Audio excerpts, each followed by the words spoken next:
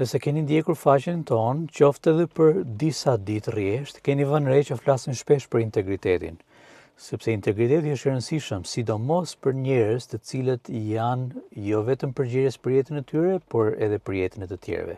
Shtetar, politikan, biznesmen, emër të njohur publik.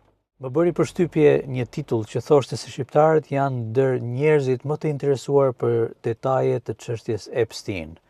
Dokumentet që kanë të bëjnë me të, manipulimin, edhe të gjitha detajet e asaj çështje të shëmtuar tashmë, me gjithë informacionin që ka dalë.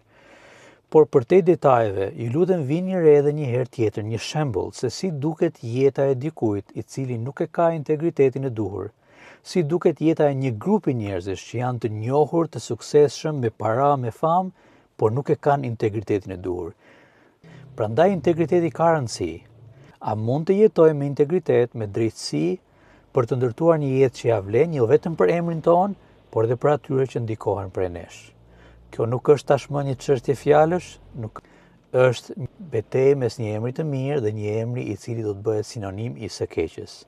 Ashtu siç është bërë tashmë edhe emri i personit i cili është në gjithandej nëpër lajme, nëpër dokumenta të zbuluara kohët e fundit. Vlerësimi ynë për integritetin dhe rezultatet që sjell mungesa e tij nuk vjen prej bindjeve tona, vjen prej faktit që ne e dallojmë këtë mësim të qartë në Bibël, është thënë edhe stërthënë disa herë, dhe jetët e njerëzve në fakt nuk kanë shumë zgjedhje, ose do të jetojnë në përputhje me mësimin biblik, edhe atëherë emri yt do të jetë i lidhur me nder edhe me ndikim që ja vlen, ose do të jetosh të kundërta në mësimin biblik dhe emri yt do të bëhet simbol i turpit dhe i marrëzisë. Duhet të zgjedhësh se çfarë lloj jete do të ndërtosh dhe çfarë lloj gjurme do të lësh brezit tjetër.